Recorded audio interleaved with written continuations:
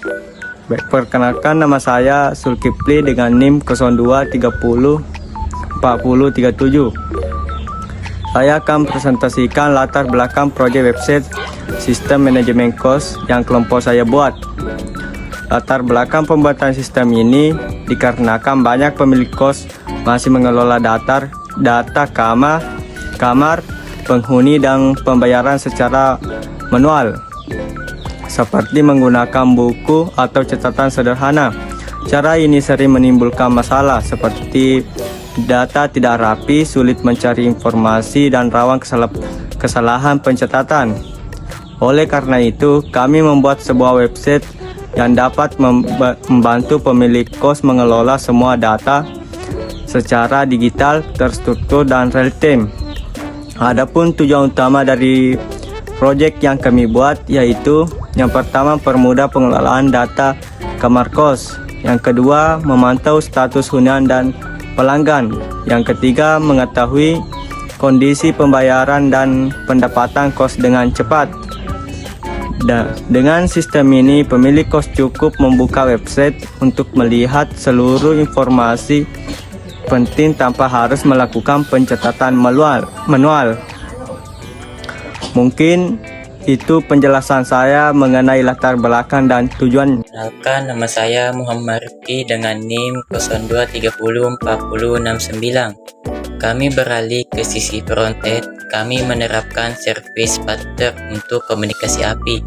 Kami memusatkan semua request ASIOS di dalam modul Stencip, terutama hosted untuk menyimpan data lokal dan host effect untuk menemani sinkronisasi data dari server, parallel request, dan promise select.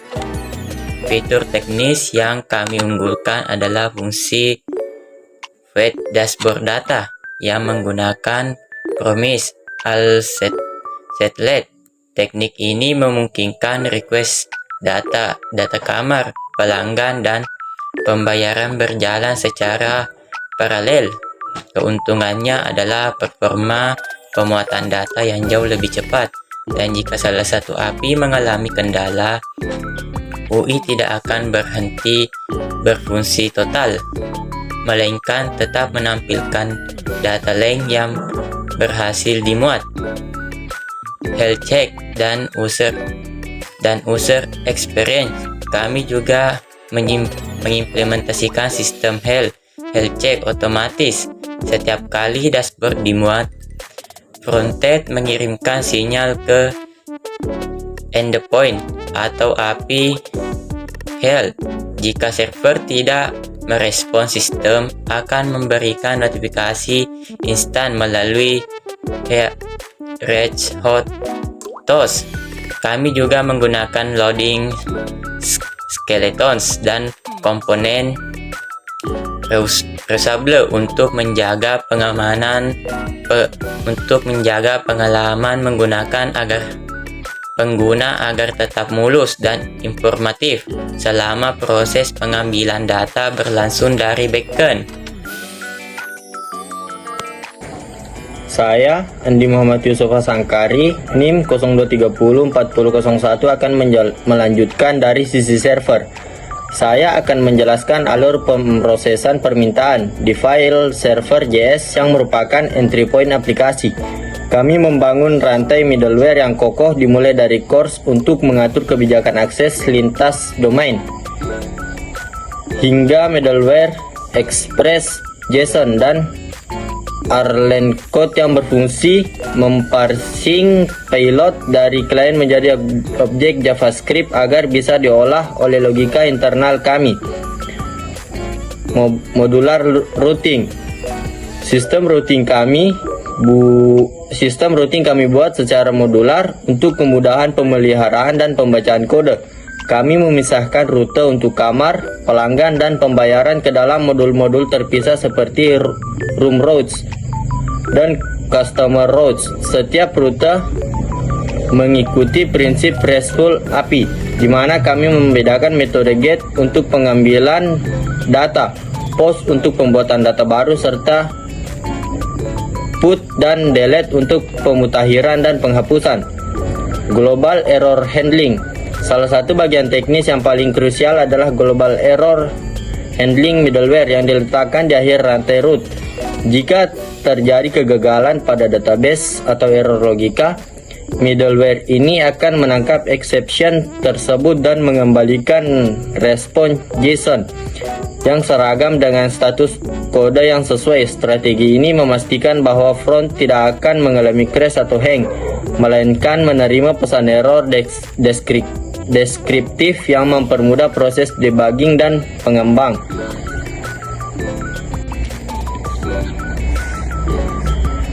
Saya Diasandika dan Andim 023040013. Saya akan melanjutkan ke lapisan logika bisnis yang berada di dalam folder controller. Namun sebelum data menyentuh database, kami menerapkan validasi ketat di sisi server menggunakan Express Validator di modul Validate Room. Kami mengecek apakah nomor kamar terisi, harga bernilai positif, dan status harus sesuai kategori available, occupied, atau maintenance. Jika input tidak valid, server akan langsung menolak permintaan dengan memberi detail error. Business logic di controller.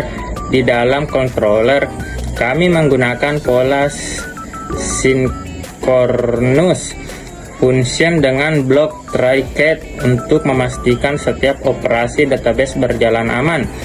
Controller bertugas menjembatani antara rute dan database.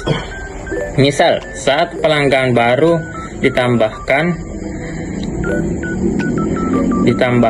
controller memiliki logika untuk secara otomatis memvalidasi apakah kamar tersebut memang benar-benar kosong sebelum melakukan operasi insert ke table pelanggan atau formatting dan clean code. Selain melakukan operasi CRUD, controller kami juga bertanggung jawab memformat data sebelum dikirim kembali ke frontend. Kami memastikan semua angka, mata uang, dan tanggal dikirim dalam format yang konsisten. Pemisahan antara validasi, rutin, dan logika bisnis ini mengikuti prinsip separation of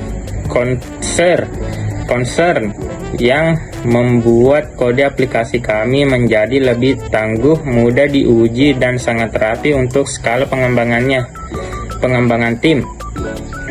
Sekian, terima kasih. Baik, perkenalkan, nama saya Muhammad Rizky dengan NIM 02304016.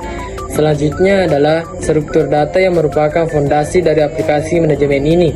Kami menggunakan MySQL sebagai relational database management system karena kebutuhan akan integrasi data yang ketat, terutama dalam menangani transaksi pembayaran. Koneksi antara server Express dan MySQL dikelola melalui library MySQL 2. Driver ini kami pilih karena performa yang stabil dan dudukannya terhadap private statement untuk mencegah serangan SQL injection.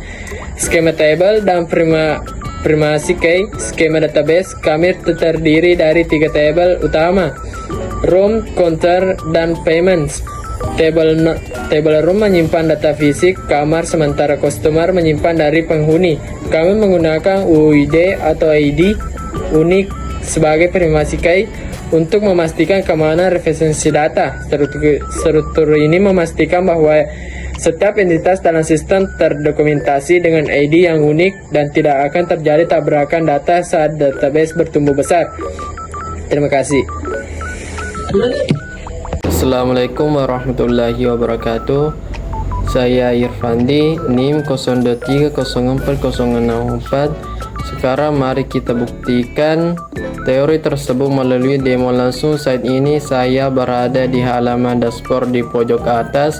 Anda bisa melihat indikator backend status health hasil dari fungsi health check API kami. Perhatikan kartu statistik ini.